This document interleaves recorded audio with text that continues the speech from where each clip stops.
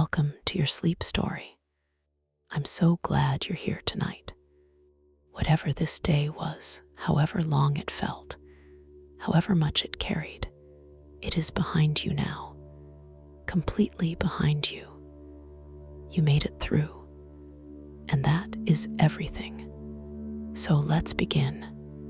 Before I take you anywhere tonight, I want to count you down from 10 to 1.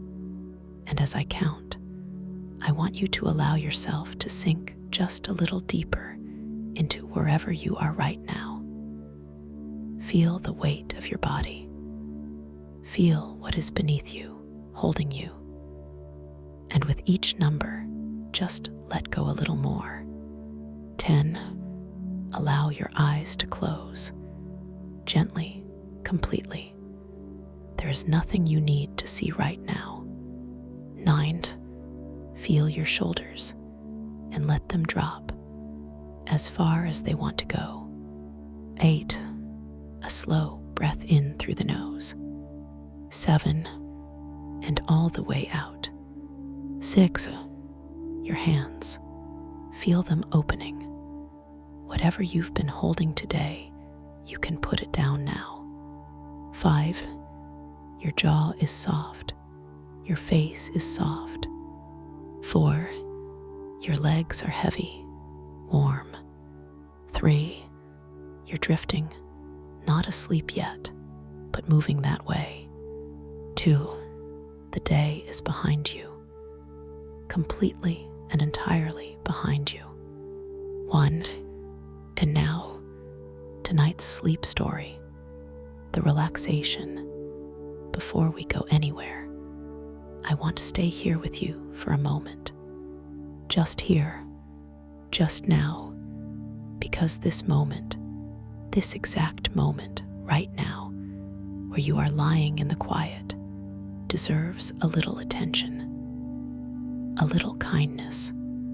Take a breath in for me, from the very bottom of the belly.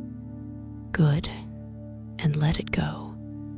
And as you breathe out, I want you to imagine that everything you were carrying today, every worry, every unfinished thought, every heavy thing is just leaving with that breath, just drifting away. You don't have to solve anything tonight. You don't have to figure anything out. You don't have to be anything other than exactly what you are right now. A person who deserves rest, a person who deserves sleep, because you do, you really do. Whatever happened today, however hard it felt, however much it carried, you made it through. You are here, and that is enough. That is more than enough. You are safe, and you are here. Bring your awareness gently to your feet now. Just notice them and allow them to soften. The toes uncurling, the arches releasing. All the small held tension of the day simply letting go. Let that softness travel upward, through the calves, through the knees, the thighs. All of it warm, all of it heavy, all of it resting now. Your lower back, your hips. Allow yourself to feel the surface beneath you taking your weight completely, fully. You don't have to hold yourself up anymore. The earth has you. The old flat land has you. The belly soft, the chest soft, the heart beating steadily as it always has, as it always will. Your shoulders dropping, your arms heavy and warm, your hands open and still, the neck long and loose, and your face, let the jaw go. Let the forehead smooth.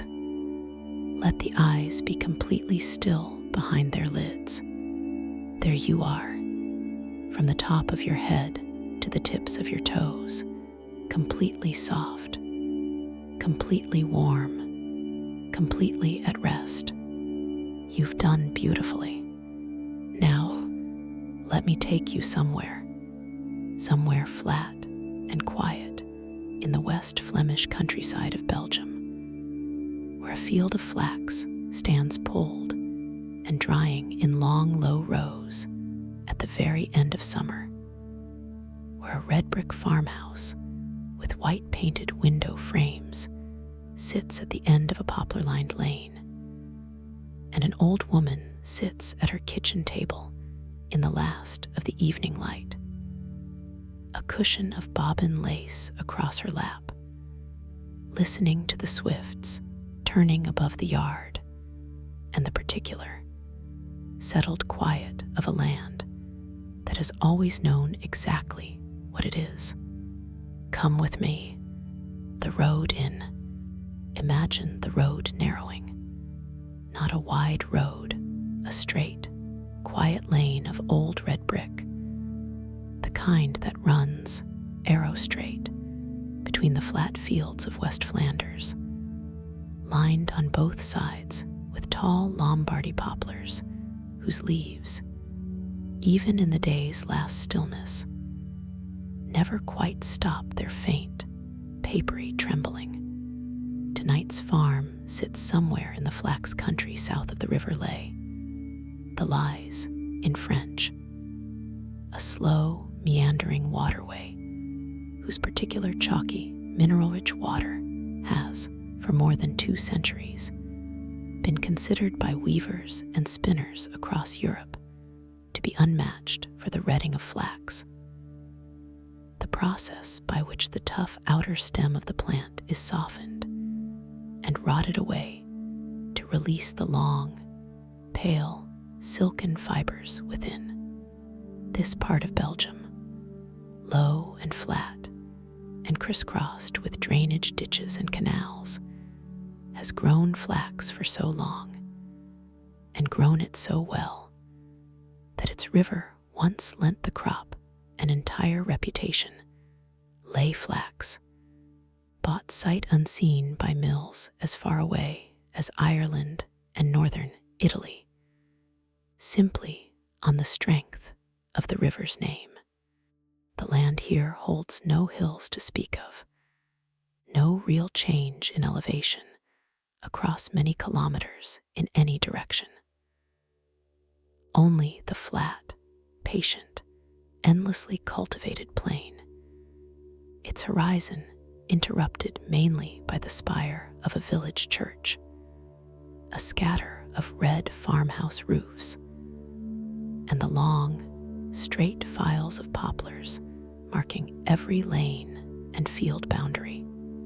The light is failing gently as the road nears the farm, the sky holding onto its pale gold far longer than it would further south.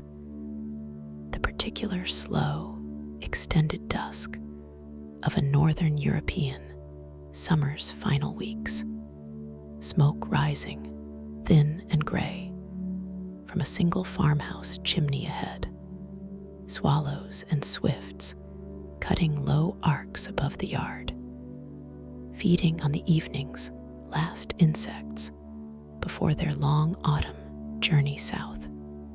The farm receives you. The farmyard, small, genuinely small, a rectangle of packed earth and old brick paving, bordered on 3 sides by low outbuildings.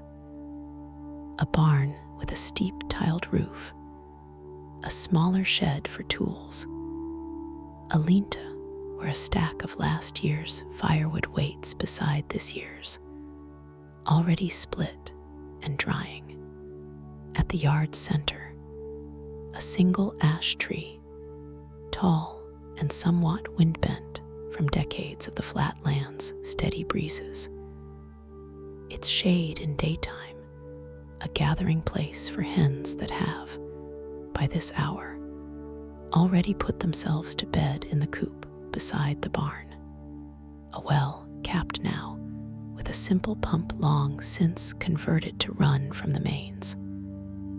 Though the old iron handle remains, kept more from sentiment than necessity, still faintly creaking whenever anyone, out of habit, gives it an experimental push.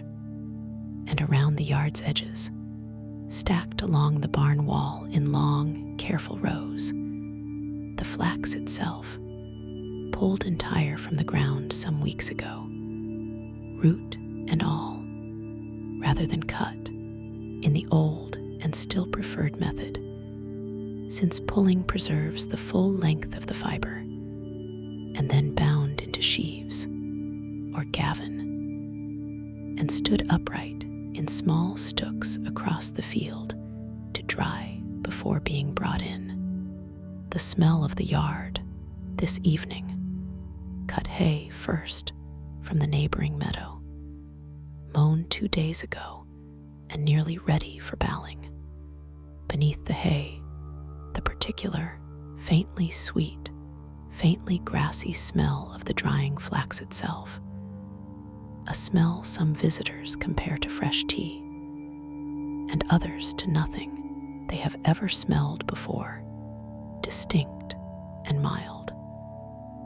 And to anyone raised in this particular corner of Flanders, immediately and completely recognizable as the smell of late summer itself, and threading through both, the cooler, mineral smell of the nearby drainage canal, carrying with it the faint, green scent of duckweed and the reeds along its banks. You walk from the yard toward the farmhouse door, where a single lamp is already lit in the kitchen window.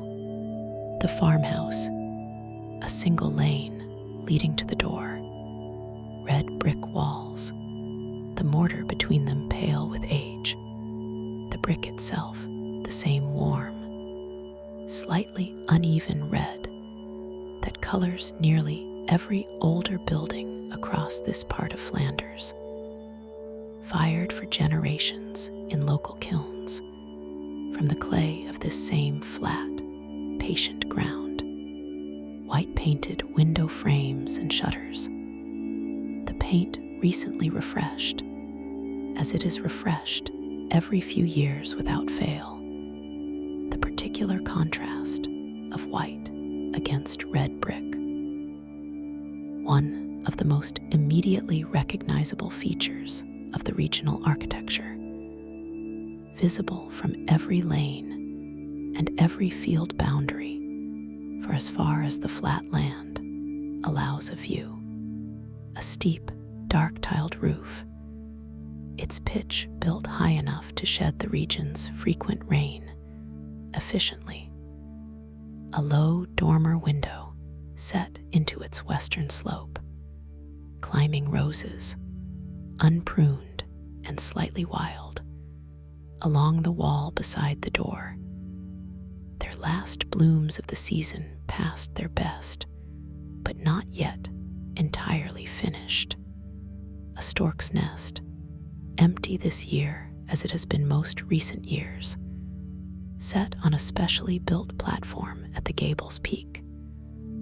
The storks themselves having largely stopped visiting this particular farm some decades ago, though the platform remains, kept in careful repair each spring in the quiet, ongoing hope that they might, eventually, return. And above the door, worn nearly illegible by weather, a small stone plaque giving a date, a year in the middle of the 19th century, and a set of initials belonging to whichever ancestor first built the house in its current form. The first breath, the farmhouse door, when you push it open at the neighbor's quiet invitation. This small rural community practicing a hospitality that requires very little in the way of introduction. Only the simple, sufficient fact of being known, or being brought by someone known, opens onto a smell that belongs, immediately and entirely, this house and to nowhere else. Wood smoke, first faint, from the kitchen's small cast iron stove, lit this evening more for its cheerful presence than for any real necessity. The summer evening still mild enough that the fire is really only a gesture toward the season's coming change. Beneath the wood smoke, something baking, a simple yeasted bread, or perhaps a vlie, the flat, fruit-topped tart that these farm kitchens produce so readily, and so often, its particular sweetness. This evening's version made with the last of the garden's plums, filling the kitchen with a warm, fruited, faintly cinnamon fragrance. Chicory roasting somewhere in a small pan on the stove's edge. The local coffee substitute long favored in this region even now that real coffee is easily and cheaply available. Kept in daily use less from necessity than from simple, stubborn preference for a flavor this particular kitchen has produced for longer than anyone currently living can specifically remember. And beneath all of this, the house itself, old timber beams exposed across the low kitchen ceiling, dark with generations of exactly this same mixture of wood smoke and baking and chicory. The whole room holding, in its particular accumulated smell, something very close to the entire remembered history of the family that has lived within these walls. You sit at the kitchen table, its surface old oak, scrubbed pale in a wide oval at its center by decades of exactly this same use. A cup of chicory coffee appears in front of you, offered without much ceremony, because in this kitchen, when someone sits down at the table, coffee appears. It always has. MEVRUW, Jodie Alivi. She is 83 years old. Her name is Mevrouw Godelief. She was born in this farmhouse, in the small bedroom just off the kitchen, 83 years ago. The second of 5 children of a farming family whose name has belonged to this particular stretch of flax land for at least 6 generations. The parish records in the nearby village, kept with unusual thoroughness by a long succession of careful local priests, tracing the family's presence here back with more precision than most families in this region can typically claim. She has left this immediate area only a handful of times in her long life. Once as a young woman to Kortrijk, the nearby town long known across Europe as something close to the historical capital of the flax and linen trade. For a cousin's wedding too large to be properly held anywhere smaller, once in her 40s, to Brussels. For a hospital treatment the region's own more modest facilities could not at the time provide. Both times, she returned as soon as the practical circumstances allowed, not from any dramatic resistance to the wider world, but simply because this particular field and this particular farmhouse standing at its edge, and the particular quality of flat light and slow river air that this specific corner of Flanders produces was where she was from in a way that made everywhere else feel not unwelcoming exactly, but simply and plainly elsewhere. She has spent her life here. She does not consider this a small life.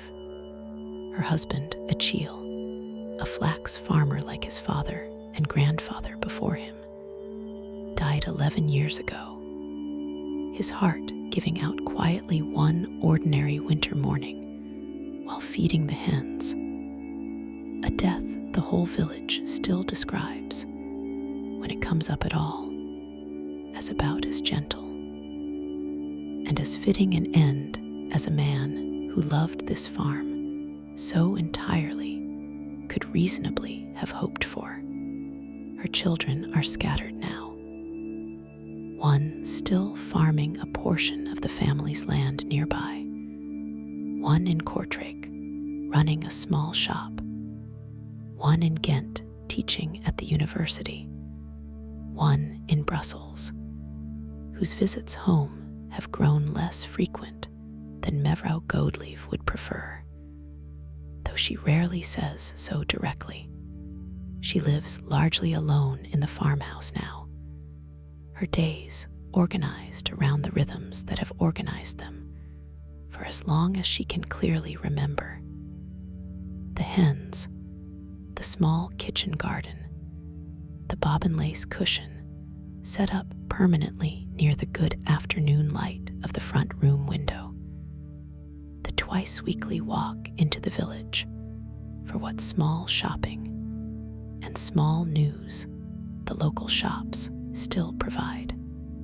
She is sitting now at her own kitchen table, a cup of the same chicory coffee in her own weathered hands, looking out through the kitchen window at the evening light falling long and gold across the flax field beyond the yard. The kitchen, low ceiling by modern standards, though comfortably so, old dark timber beams, hung here and there with a bundle or two of drying herbs, thyme mostly, and a little sage, gathered from the kitchen garden earlier in the season, and left to cure slowly in the warm rising air above the stove. The stove itself, a small black cast iron range, wood-fired still, though a more modern gas cooker sits alongside it for the meals that don't call for the particular slow. Even heat the old stove still does best.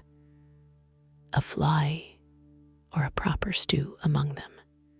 A long oak table, its surface worn pale at the center, its edges retaining more of their original darker finish. The whole table having hosted, across more than a century of use, every significant family meal, and every ordinary one this household has ever produced. Chairs of a mismatched but comfortable set, a few of them clearly older than the others, each carrying its own particular history that Mevrouw Godelief could likely recount in some detail if asked. On the wall near the stove, a small shelf holds a modest collection of blue and white Delftware, plates, and a jug, not especially valuable, but kept cleaned and occasionally used exactly as they have been kept cleaned and occasionally used for several generations. And in the corner, nearest the window, on a small stand at just the right height, the lace cushion, a firm, round bolster covered in dark fabric, dozens of wooden bobbins hanging from it in an intricate, half-finished tangle, a pattern of pricked holes in the parchment beneath marking out the design still taking shape.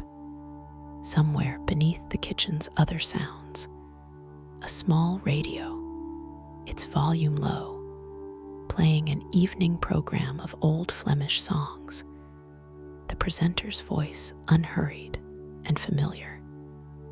The same voice, more or less, that has occupied this particular hour on this particular station for longer than Mevrou Goldleaf could say with any real precision. The radio plays very softly. Mevrou Goldleaf listens, or doesn't listen, with equal ease. It is simply there, the way the stove's small sounds are simply there. A continuous, familiar presence in the room's low, warm quiet. The sound of the farm 80 evening. Let me tell you specifically about the sounds this farm makes as the evening deepens.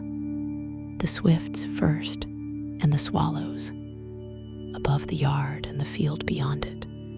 They turn and dive in their particular, endlessly energetic evening pattern, feeding on the last rising insects of the day. Their high, thin calls a constant, cheerful thread running through the whole quieting landscape. A sound that will, within the next few weeks, disappear almost entirely as the birds begin their long migration south. A seasonal absence every farmer in this region notices and quietly marks, whether or not they think of themselves as the sort of person who notices such things. The wind, tonight a light, steady movement from the west, the kind of wind this flat, open country almost never entirely lacks, moving without obstruction across many kilometers of field before it reaches this particular yard, carrying with it the smell of the neighbor's cut hay, and faintly the mineral coolness of the nearby canal. A dog somewhere down the lane at a neighboring farm, giving voice twice at some passing evening thing, then falling quiet. The hens settling in their coop with their own soft, diminishing evening murmur before falling, finally, into the particular deep silence of birds fully asleep. And from inside the farmhouse, the old Flemish radio songs, very soft, and the occasional small click and settle of the wood stove, and the light, rhythmic clatter of Mevrou Goldleaf's bobbins as her hands, without her needing to watch them closely, continue their pattern. The garden, just beyond the kitchen window, the farmhouse's kitchen garden runs in neat, narrow beds toward the low hedge that separates the yard from the flax field proper. Leeks, in the day's light, standing in tidy blue-green rows, one of this region's most reliable and most beloved staple vegetables, the base of more Flemish soups and stews than almost any other single ingredient. Endive witloof, the pale, tightly furled chicory shoot forced in darkness from roots grown earlier in the season, a genuinely Belgian invention, discovered, according to the story every local schoolchild learns, entirely by accident in the 19th century, when a farmer's forgotten root cellar produced, unexpectedly, this particular pale and slightly bitter delicacy, a few rows of late cabbage, and the last of the season's beans, their pods drying now on the vine, saved for next year's seed in the same practical, unhurried way seed has always been saved on this farm. And flowers, a modest border of them along the garden's edge, dahlias mostly, in their full late summer color, along with a few last, leggy sweet peas climbing a simple frame of hazel poles. Beyond the garden's low hedge, the flax field itself extends toward the horizon. Its rows of pulled stalks stood in neat stooks across the stubbled ground, waiting for the final stage of drying before being carted to the barn. A single heron stands motionless at the edge of the drainage ditch that borders the field's far side, waiting with the particular, complete patience only a heron ever truly manages. For whatever the ditch's shallow water might eventually offer it, the son who stayed, of Mevrouw Goedlief's 4 children, only one, her eldest son Joseph, still farms a portion of the family's own land here, though he lives now with his wife and teenage children in a somewhat newer house built at the far edge of the same field, close enough that his mother can see its lit windows from her own kitchen table on a clear evening. He came by earlier in the afternoon, as he does most days, to check on the flax stooks and confer briefly with his mother about when the redding ground might be ready to receive them. He farms with rather more machinery than his father did, a modern puller for the larger portion of the crop, a tractor and trailer for the carting that once required a horse and cart, but is kept, at his mother's quiet but persistent encouragement, this one smaller field pulled and handled in the traditional way, less for any real economic advantage than for the simple, stubborn wish to keep at least one corner of the family's long practice genuinely alive rather than merely remembered. He worries, sometimes, aloud to his mother, about the future of flax farming in this region generally. Competition from cheaper foreign fiber, the price the cooperative currently offers, the shrinking number of young people in the village interested in taking up farming of any kind at all. Mevrouw Goedlief listens to these worries without dismissing them, but also without any great alarm, having lived long enough to have weathered several previous decades that each, in their own time, seemed unusually difficult for this same crop and this same region. And having noticed, across that same long stretch of time, that the land and the people who work it have, so far, always found some way of adjusting, Joseph will inherit, eventually, the greater part of what remains of the family's land. And after him, in all likelihood, one of his own children, should any of them choose it. The same long thread of cultivation that has run through this particular family, on this particular stretch of flat ground, for at least 6 generations. Tonight, he simply checked the stooks, exchanged a few unhurried words with his mother at the field's edge, and went back to his own house and his own family's evening meal, the whole exchange lasting perhaps 10 minutes, and containing, within those 10 minutes, most of what actually needs to be said between a mother and a son who see each other, in some capacity, nearly every day of their lives.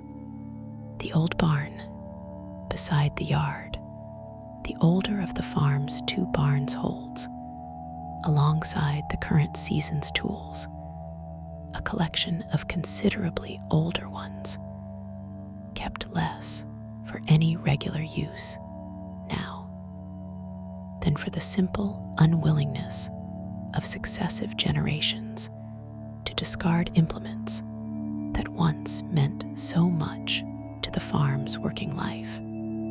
A wooden flax brake, its heavy hinged jaws designed to crush the retted stalks and begin breaking the brittle outer woody core away from the soft fiber within.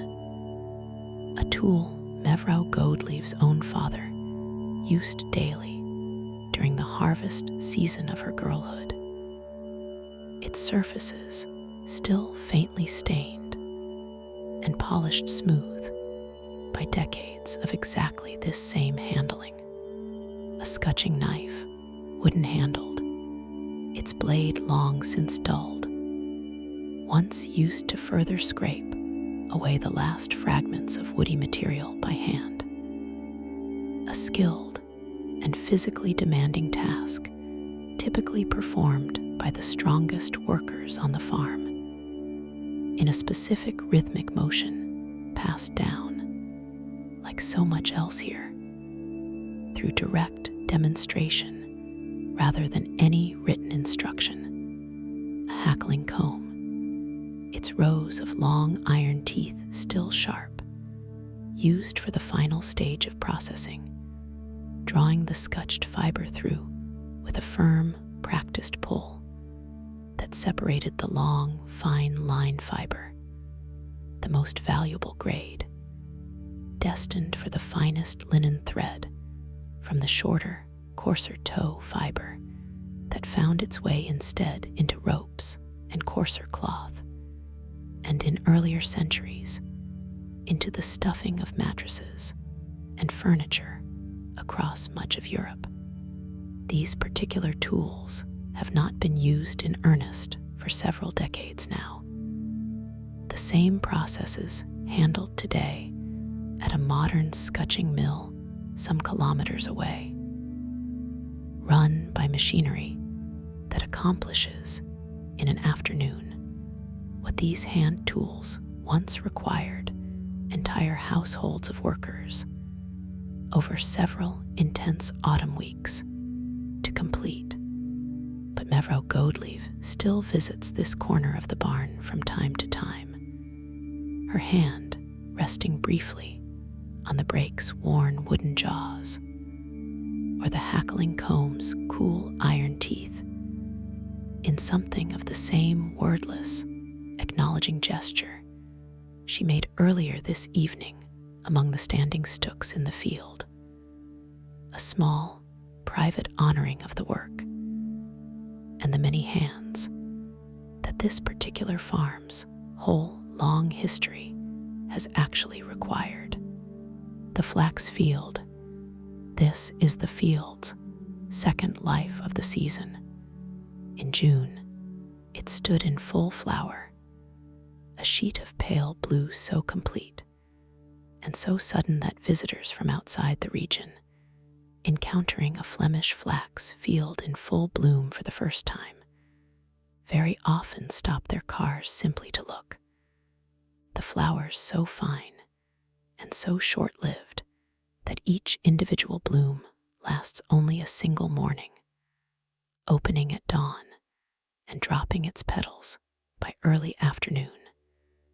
The field's overall blue haze maintained across the several weeks of flowering only by the constant, overlapping succession of new blooms replacing the old. That blue is gone now, the flowering long finished, the plant's energy redirected entirely into the tough, fibrous stem that is, in the end, the entire point of growing it.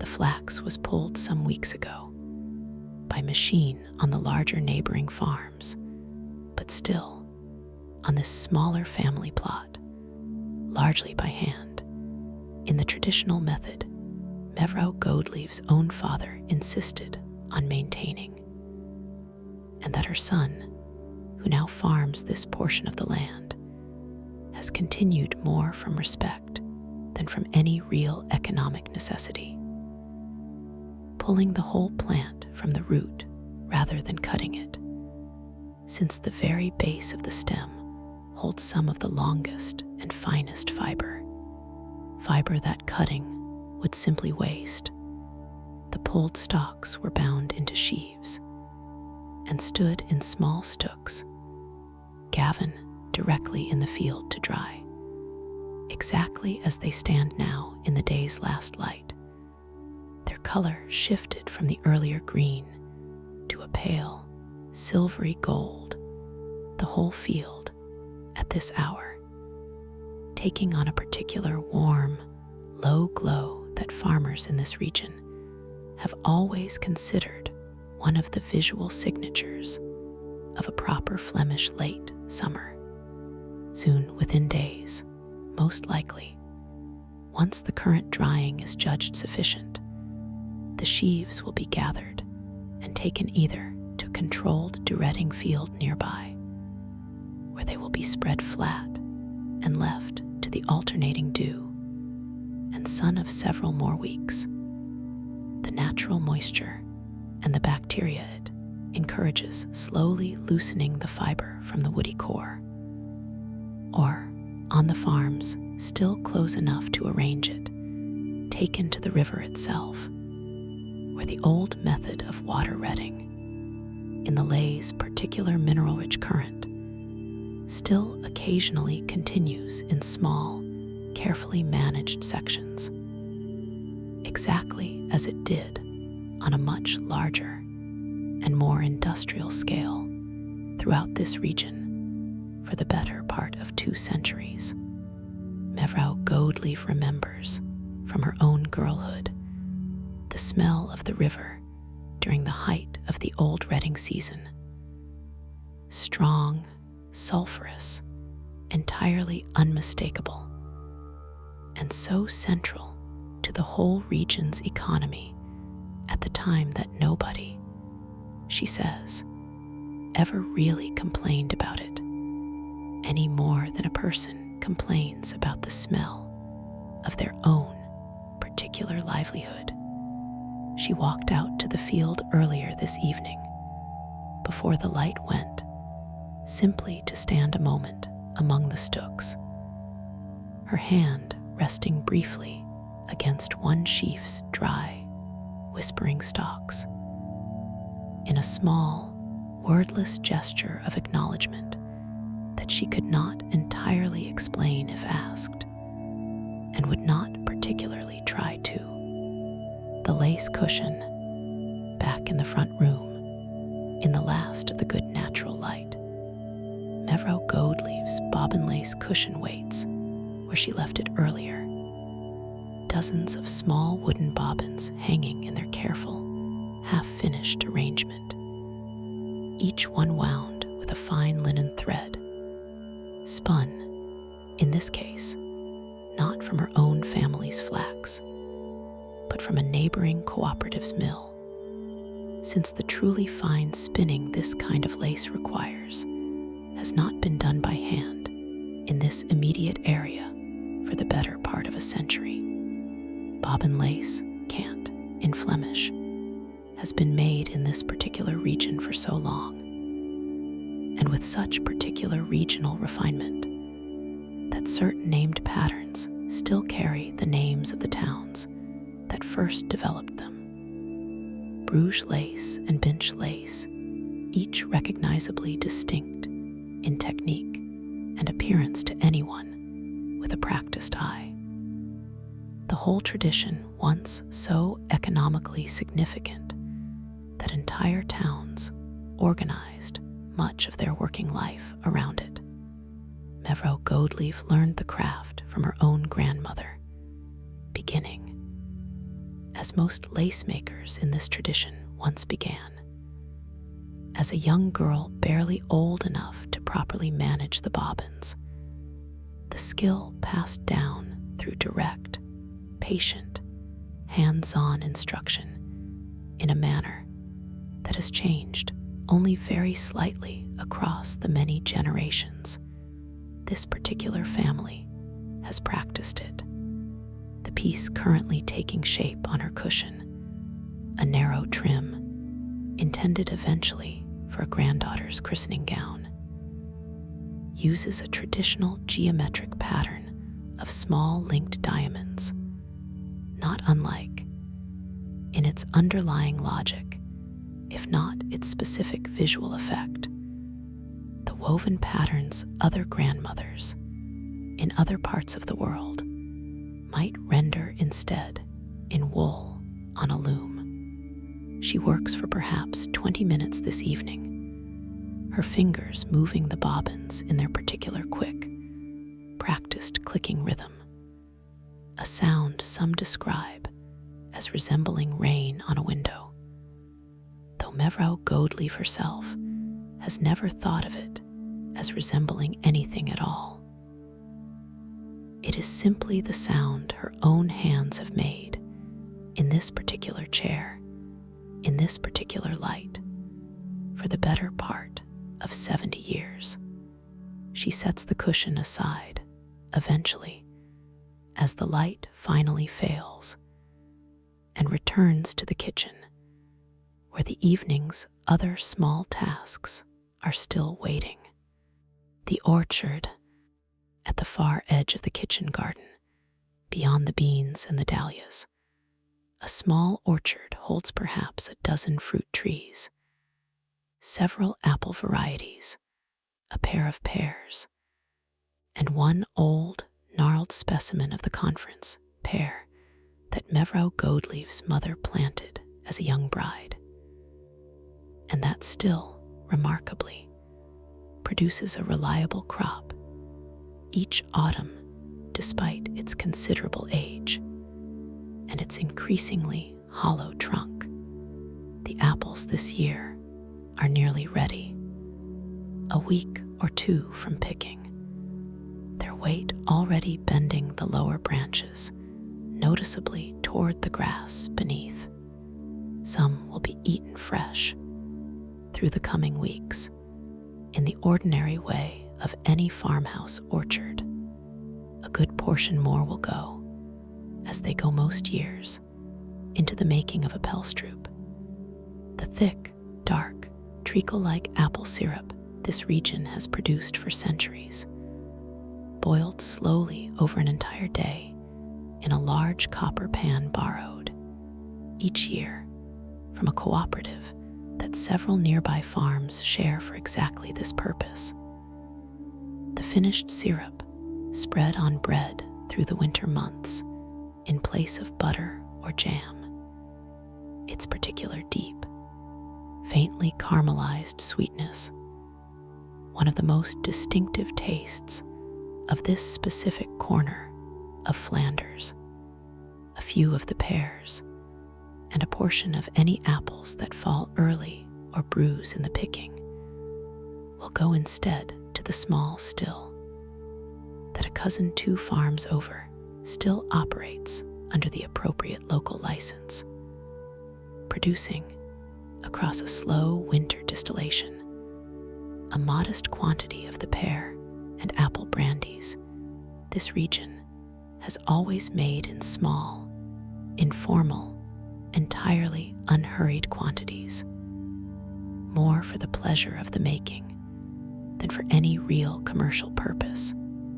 The orchard this evening stands quiet in the near dark, its heavy branches motionless in the mild evening air, the last few wasps of the day still working, half-heartedly, at a windfall apple already going soft in the grass. Mevrouw Goldlief can see the old pear tree's particular silhouette from her kitchen window even now. In the fading light, its shape as familiar to her as any other feature of this small, well-known world. The church bells, at exactly this hour, as it has for as long as Mevrouw Goldlief can specifically remember. The bell in the village church tower sounds the evening hour, its tone carrying easily across the flat, open land, audible from every farm and every lane within a fair distance of the village itself. The church, a modest brick building with a single tall spire, has stood at the center of the village for several centuries, rebuilt and repaired across various periods. Its current bell cast sometime in the middle of the last century to replace an older one requisitioned, like so many church bells across this region, during one of the previous century's wars and never returned. The sacristan who rings it now, a retired farmer himself, a near contemporary of Mevrouw Goedleaf, has performed this same small evening task for the better part of 30 years. The bell's particular worn bronze note, as familiar to every household in the surrounding countryside as any other single sound this landscape produces. Mevrouw Goedleaf does not attend evening service most nights, the daily ritual having largely given way across the changing decades to a once weekly Sunday practice.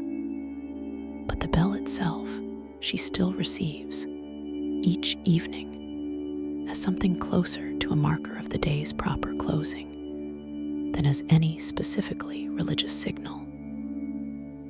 The sound that tells her, more reliably than any clock, that the evening has now properly and fully arrived.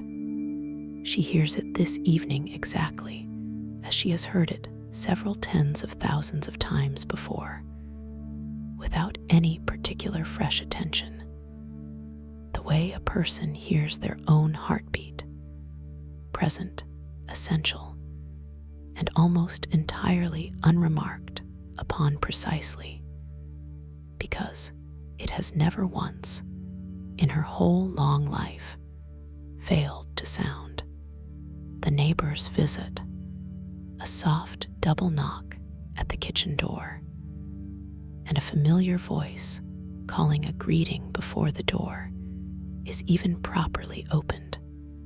Mevrouw Denise, a neighbor from the farm just up the lane, widowed some years before Mevrouw Goedleaf herself, arrives most evenings around this hour, a small covered dish in her hands, tonight holding a portion of the plum fly she baked earlier in the day, offered and accepted with the easy, wordless familiarity of two women who have been exchanging small, useful things across a shared lifetime of nearly identical farm evenings. She settles into the second kitchen chair without particularly being asked, and accepts, in turn, a cup of the same chicory coffee that has been offered to every visitor to this kitchen for longer than either of them could specifically say. The two women talk, not urgently, and not about anything of any particular consequence. A grandchild's exam results, a neighboring farmer's new tractor, the price the local cooperative is currently offering for this year's flax harvest, a price both women agree, with the mild, resigned humor of people who have discussed this same complaint many times before, is not quite what it ought to be. Their Flemish carries the particular soft, rounded vowels of this specific corner of West Flanders, distinct enough from the Flemish spoken even a few towns over, that a careful listener could probably place either woman's home village within a few kilometers, purely by ear. Mevrouw Denise asks after the lace, and Mevrouw Goedleaf shows her the small linked diamond pattern taking shape, and the two of them discuss, briefly and with real expertise, a small technical question about thread tension that only two lifelong lace makers could properly appreciate. After perhaps half an hour, Mevrouw Denise rises gathers her empty dishes cloth and steps back out into the cooling evening lane, calling a last unhurried word over her shoulder before the door closes behind her. The kitchen returns to its earlier quiet. Mevrouw Godelieve sits a moment longer with her coffee before turning, finally, to the evening meal. The evening meal. Supper tonight is simple. A leek and potato soup, waterzooey in its plainest farmhouse version, made from the garden's own leeks, and a good stock kept from an earlier meal. The whole pot simmered slowly on the old wood stove steady. Even heat. A little bread, baked 2 days ago and still perfectly good. And a wedge of the local cheese from the dairy farm 2 lanes over. A firm, mild cheese this whole region produces in reliable, unglamorous abundance. A slice, finally, of the plum fly Mevrouw Denise brought. Its sweetness, a fitting close to an unhurried, ordinary meal. Mevrouw Godelieve eats slowly, without particular hurry, at the same table where she has eaten some many thousands of similar meals across her long life. The radio's soft old songs continuing quietly in the background. The last of the swifts still turning, faintly visible now only as quick dark shapes above the darkening yard outside. The market day memory. Tomorrow is not market day in the nearby village.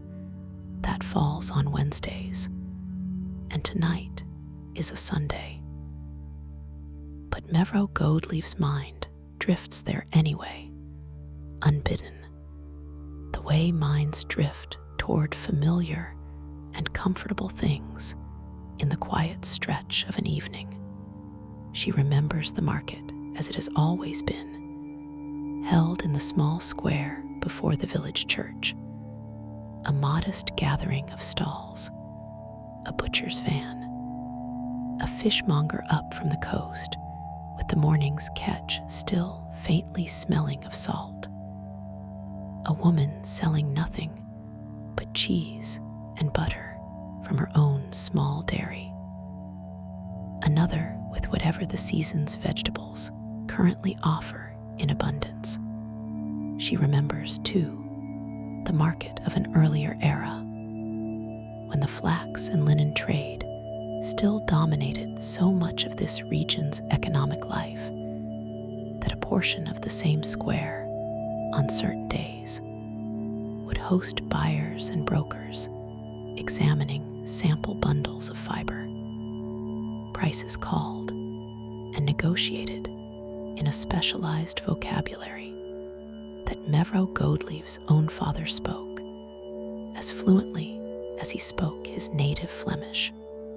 That trade has changed considerably since much of the flax grown in this region now processed at large modern scutching mills rather than by hand. Much of it exported as raw or semi-processed fiber to spinning mills elsewhere in Europe or beyond.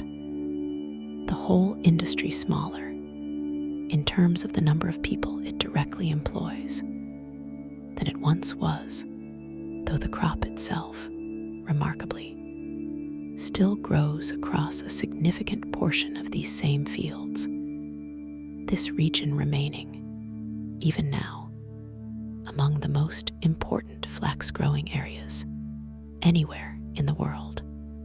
She will go to Wednesday's market, as she always does, for a little shopping and a little news. For now, the memory of it, and of the markets that came before it, is enough. The festival memory. Her mind drifts, too, toward the festivals.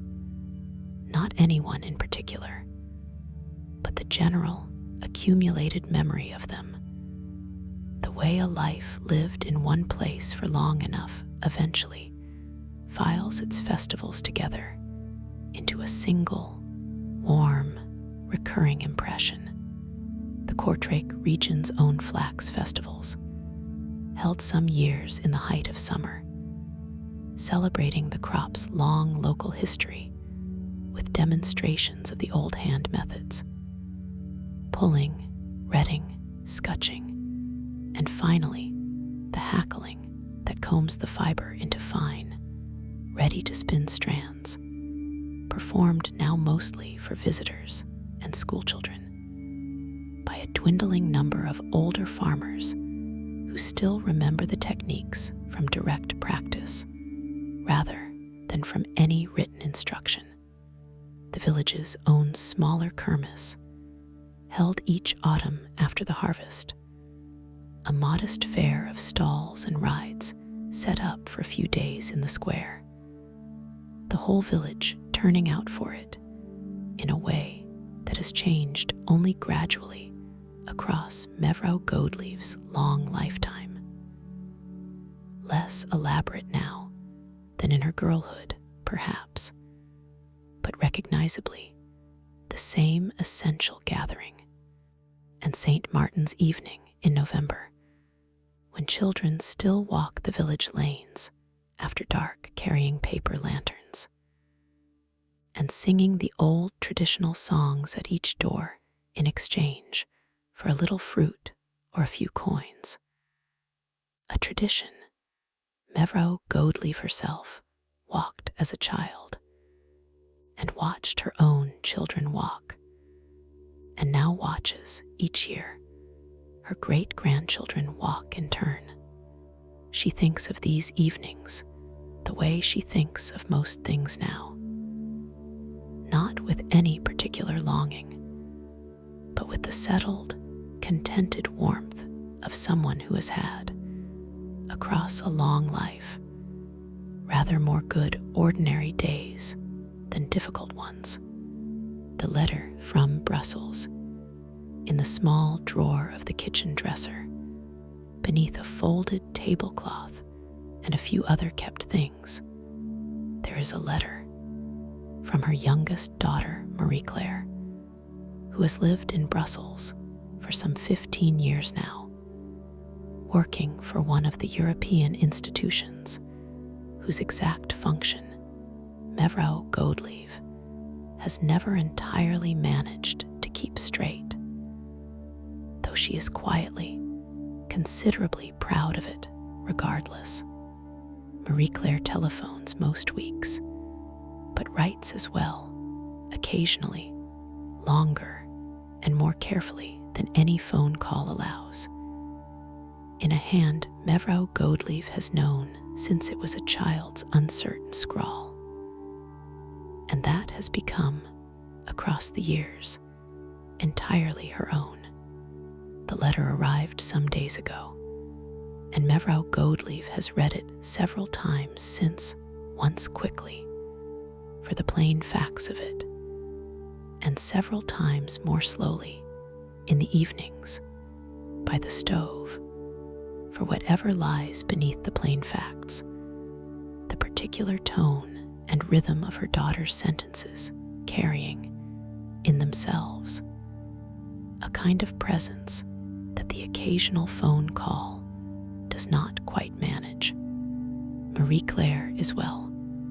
She is hopping to visit for the harvest weekend, if her work allows it, and has asked, as she always asks, after the hens, the garden, and whether the old lace pattern for the christening gown is coming along. She does not say, in so many words, that she misses the flat fields and the poplar lanes, but something in the letter's unhurried attention to these small details of home says a version of it anyway. Mevrouw Godelief will write back this week, in her own careful hand, as she always does.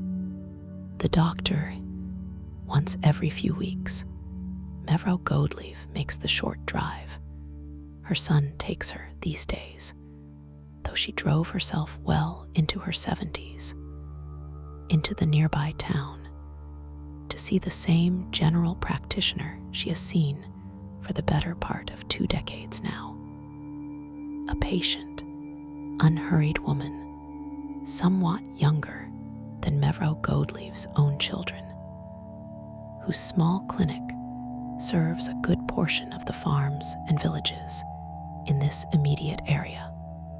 The relationship has developed across these regular visits, the particular warmth that medical relationships in small rural communities so often develop, professional on one side, grateful on the other, but also simply familiar, the doctor having come to know across these visits enough of Mevrouw Godelief's history and character that the appointments carry a note of genuine personal regard alongside their clinical purpose.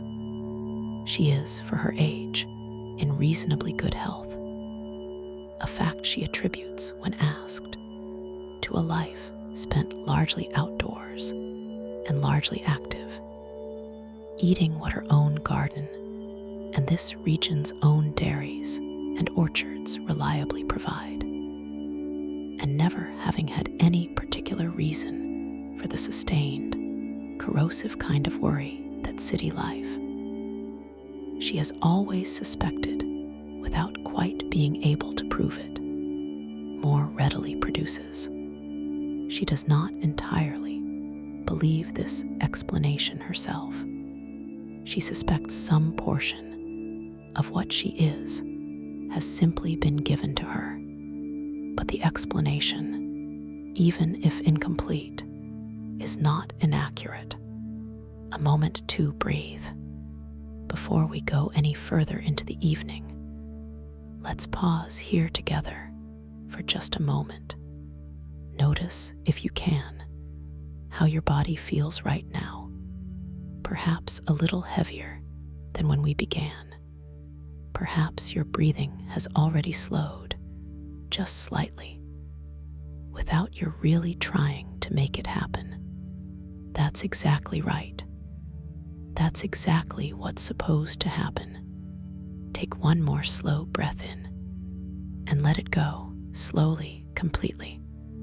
If your mind has wandered anywhere else tonight, to tomorrow, to something unfinished, to some small worry that doesn't want to quite let go, that's all right.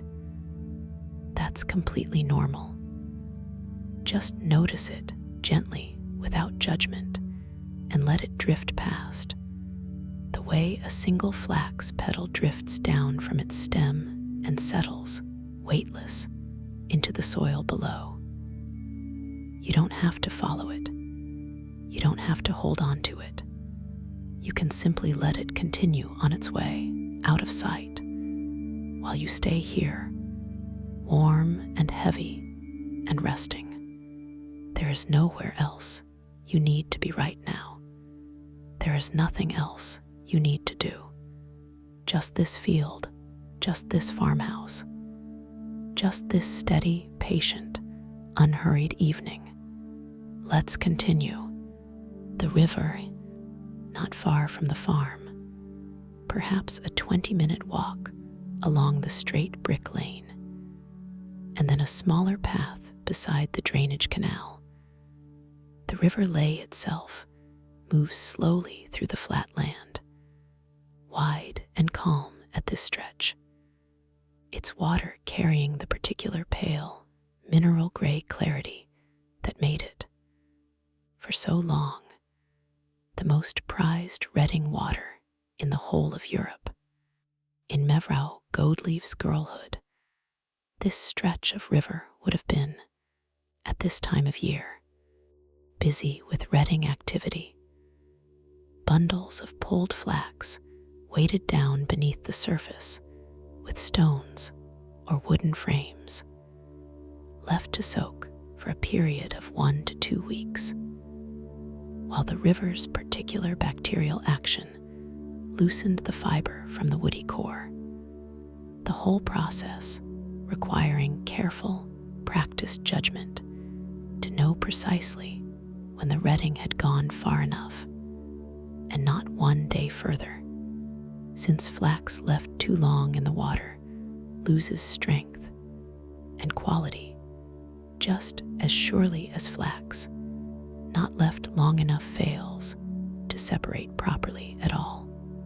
That large-scale river redding mostly ended here some decades ago.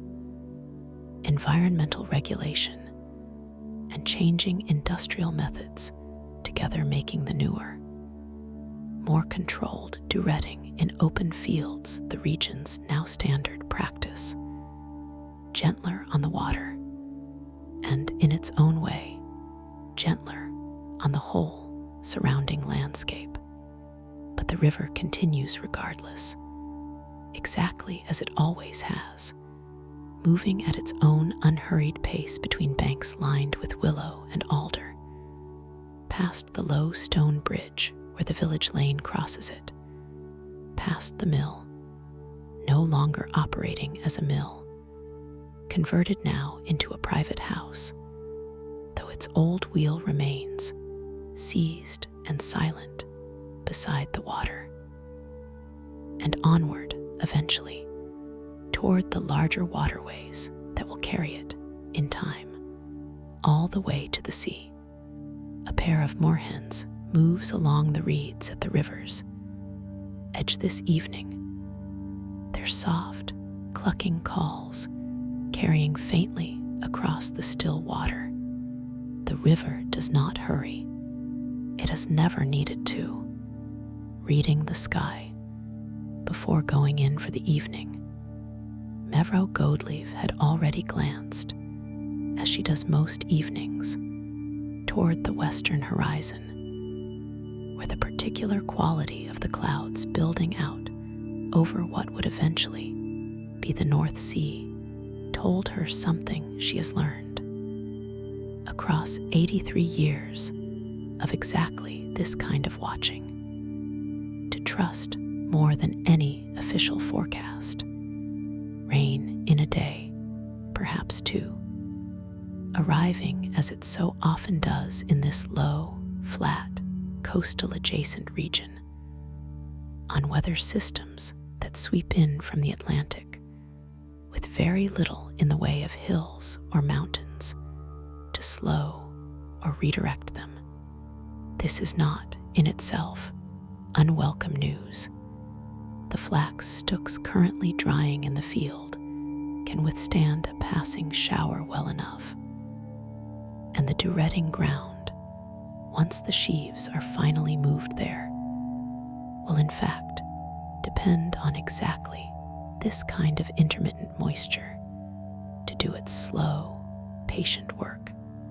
Still, she mentioned it to Joseph earlier, and he will, in the coming day, likely finish the last of the current stooking and see about covering anything not yet dry enough to tolerate a heavier soaking. This is not treated on this farm or in this village as alarming news. Rain arrives and departs here on its own extended schedule, exactly as it always has. This whole low countryside having been shaped across many centuries by farmers whose entire practical wisdom consists largely of exactly this kind of patient, unhurried, unpanicked readiness for whatever the sky, in its own time, decides to bring. The CYCLISDS, earlier in the afternoon, as she often does on a fine Sunday, Mevrouw Goldleaf watched a small group of cyclists pass along the brick lane beyond the yard, their bright jerseys a brief, cheerful flash of color against the flat green and gold of the surrounding fields. Cycling occupies a particular, almost sacred place in the culture of this region. The flat farmland, and the long straight lanes between the fields having produced, across more than a century now, some of the sport's most celebrated riders and its most fiercely followed races. The roads themselves, including, not far from here, several of the famous cobbled sections that test professional riders each spring, treated by much of the local population with something closer to reverence than to ordinary civic infrastructure. Mevrouw Godelief's own late husband followed the sport closely, listening to race broadcasts on the same kitchen radio for entire spring afternoons. And her grandson has, in recent years, taken up the same enthusiasm, riding out most weekends along these same flat lanes with a small group of friends from the village and the towns beyond it. The cyclists this afternoon were simply out for an ordinary Sunday ride, unhurried compared to the racing season's real contests, stopping, in fact, briefly at the end of the lane to admire the flax fields' late summer color before continuing on toward wherever their own afternoon was taking them. Mevrouw Godelief watched them go with the same mild, easy pleasure she takes in most passing evidence of ordinary life continuing around her. Not any particular investment in the specifics, simply the quiet satisfaction of a world still going about its usual, familiar business, exactly as it always has. The house 18 night. The stove is banked now, its last coals settled beneath a thin covering of ash, giving off their final quiet warmth into the cooling kitchen. The radio is off, the old Flemish songs finished. The lace cushion rests in its corner, its half-finished pattern waiting patiently for tomorrow's next hour of work. The garden is dark beyond the window, the leeks and the endive and the dahlias invisible, present only in Mevrouw Godelief's own thorough, decades-deep knowledge of exactly what grows where. The wind continues its light, steady movement from the west. It will continue through the night, through the morning, through every subsequent day and night, for as long as this particular flat stretch of Flanders holds this particular farm, which is to say, for longer than any span of time that feels meaningful to calculate. The wind has been moving across these same open fields since long before this farmhouse stood here, long before any flax was first cultivated in this particular soil, long before the river below took on the name it now carries. The wind was here before all of that. It will remain hereafter. Mevrouw Godelief sleeps in the small bedroom where she was born, in the bed where she spent her married life, in the farmhouse that has held her family across at least 6 documented generations. The field holds the farmhouse. The wind holds the field. You are drifting. You are still in this farmhouse, in a sense, or somewhere very like it. The kitchen's warmth still present, the faint wood smoke still threading gently through the low beams, the sound of the wind arriving from across the open fields as it has arrived for longer than any human story here can account for. Mevrouw Godelief is sleeping in her small room. The lace cushion rests in its corner, its linked diamond pattern waiting patiently for the next hour of quiet work. The flax stands in its silvery stooks across the darkened field. The hens are settled in their coop. The last swifts have gone quiet for the night.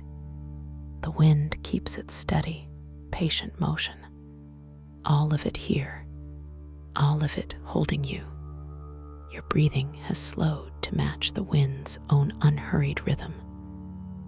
The long, soft arrival of each gust across the open field, the pause, and then the next, and then the next, a rhythm so steady and so patient that it functions. For anyone who allows themselves to receive it as something very close to a lullaby for the entire nervous system. This is what a flax field at the end of summer offers, if you allow yourself to receive it, even only in imagination, even only for this one quiet stretch before your own sleep arrives. The particular piece of a place that has been itself, continuously and completely, for longer than any single life could measure. The reassurance of a person who has lived in one place long enough to know it, and to be known by it in a way that makes the place and the person, after enough years, almost indistinguishable from each other.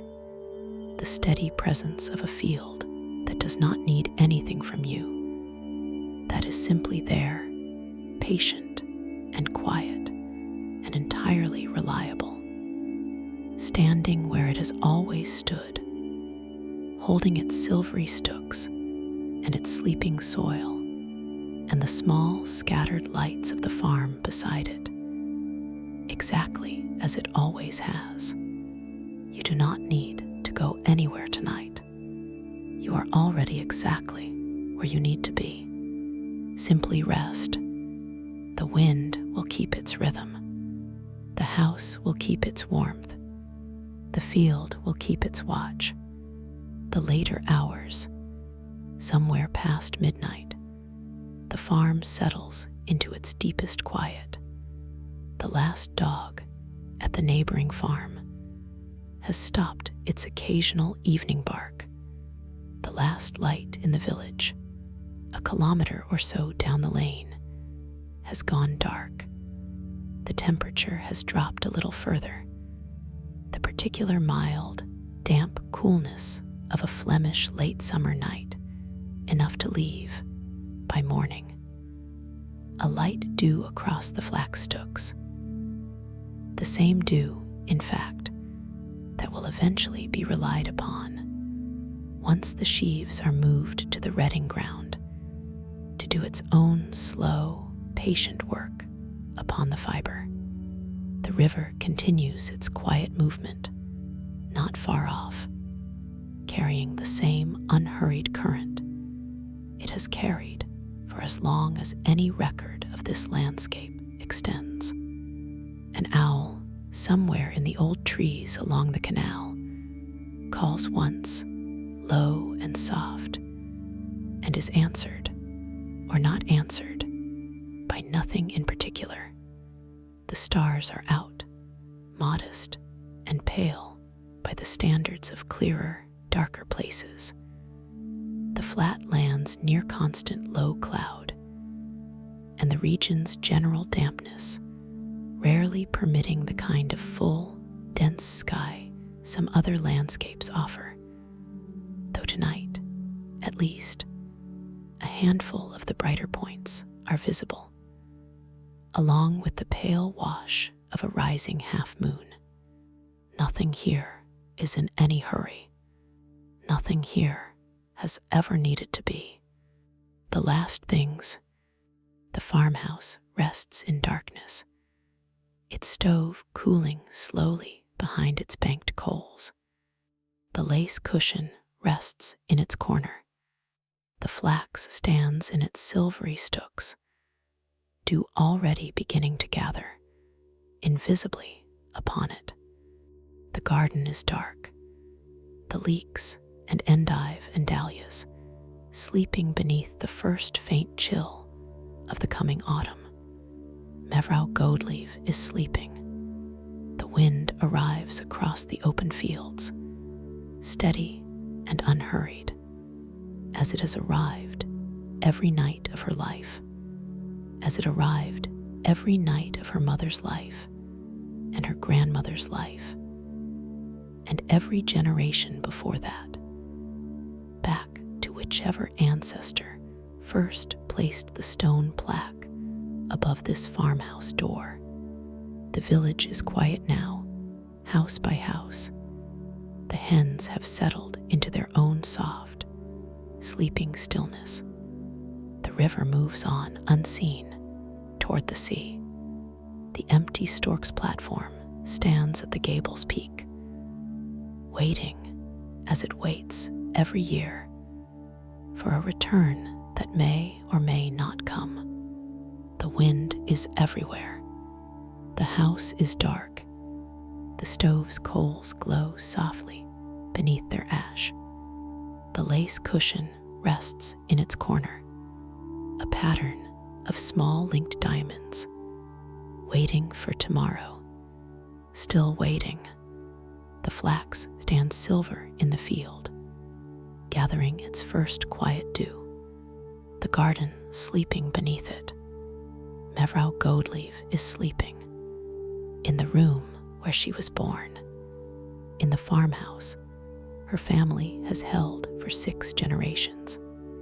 The hens are quiet, the yard at rest. The village is sleeping, house by house, light by light. The river moves on in the dark, toward the sea, as it always has. The poplars stand along the lane, trembling faintly, even now, even in stillness. The wind moves across the open fields, as it has always moved, as it will always move. You are held tonight too, by this same patient, ancient, arriving wind, by the warmth of a house that has held a family across 6 generations, by the knowledge that some places simply are what they are, completely, continuously, without needing to be anything else. You are safe. You are warm. You are held in the farmhouse, beside the field, in the flat, quiet country of Flanders. The wind will keep moving all through the night, and you can simply rest. Good night, dear friend. Sleep well, sleep deeply. Good night, and